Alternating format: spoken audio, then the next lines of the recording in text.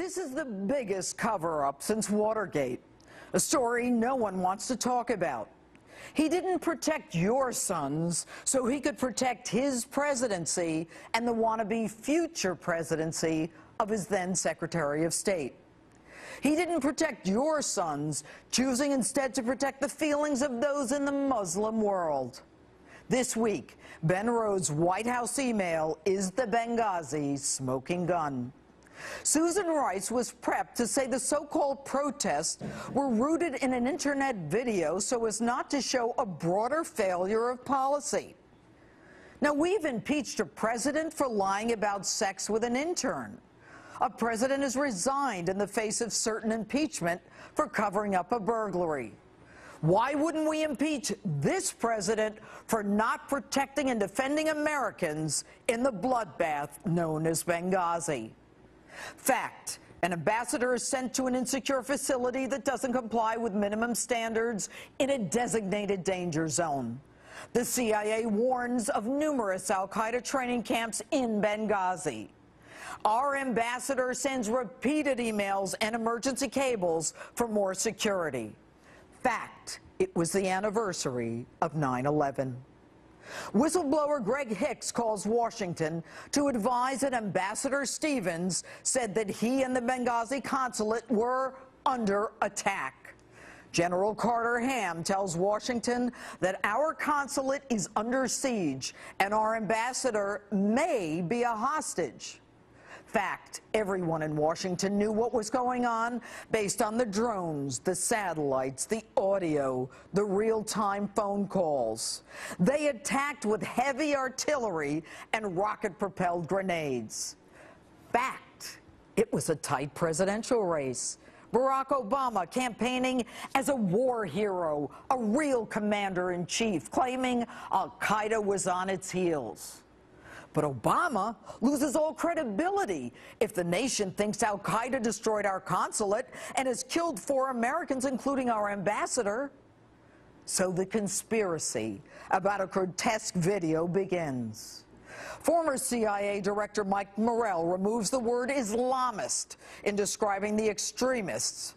He takes out references to the previous CIA warnings of an al-Qaeda attack. Fact: the Joint Chiefs and Defense Secretaries say troops couldn't get there in time to save our men on the ground. There was not enough time, given the speed of the attack, for armed military assets to respond. The fiction begins. It wasn't al-Qaeda. It was an anti-Muslim American-made video. Before our eyes, the terrorists become the victims, and the American victims become irrelevant. The president repeats the fiction on The View, on David Letterman, at the UN. The future must not belong to those who slander the Prophet of Islam. You even take an ad out to apologize to the Muslim world. Since our founding, the United States has been a nation that respects all faiths. We reject all efforts to denigrate the religious beliefs of others. But there is absolutely no justification to this type of senseless violence. None. In fact, to add insult to injury, you condemn anyone who says something negative about Islam. Mr. President, it's not about them, it's about us. You represent us. You're supposed to protect us. And instead of condemning the terrorists, you criticize free speech. I don't even think you believe in the First Amendment. And you're certainly not a man of your word. There should be no doubt that we will be relentless in tracking down the killers and bringing them to justice. Really? May 2014, and you still haven't brought anyone to justice. And the absurdity of your claim that spontaneous demonstrators actually brought rocket-propelled grenades to protest a video is belied by your own words yesterday. The notion that this is some spontaneous uprising in eastern Ukraine is belied by all the evidence of well-organized, trained, armed militias with the capacity to shoot down helicopters. Generally, local protesters don't possess that capacity of surface-to-air missiles or whatever weapons were used to shoot down helicopters. Wow. Here we are 20 months later, and it takes a judge's order to force the release of emails that the president wouldn't produce to an equal branch of government, there specifically to check and balance the president's office. And tonight, in an exclusive Justice interview, we find out that even those documents may have been tampered with. It appears that the conspiracy was so vast, the intent to obstruct the truth so uniform, that documents were withheld. The cover-up is classic. And the sad part is no one, including you, Mr. President, will tell us if you issued the cross-border authority to protect and defend Americans. Mr. President, it's called an abrogation of duty. You have not taken your oath to honestly and faithfully execute the duties of your office.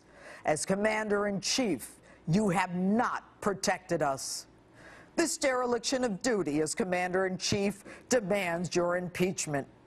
Your cover-up was for political advantage.